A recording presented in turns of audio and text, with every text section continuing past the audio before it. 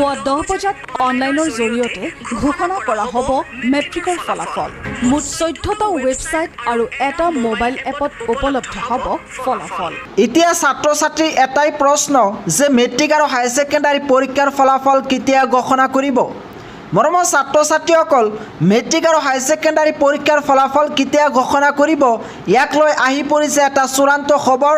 ইতিমধ্যে অসমৰ শিক্ষামন্ত্ৰী ডক্টৰ ৰণোজ পেগুৱে মেট্ৰিক আৰু হাই ছেকেণ্ডাৰী পৰীক্ষাৰ ফলাফলৰ চূড়ান্ত তাৰিখ ঘোষণা কৰিছে।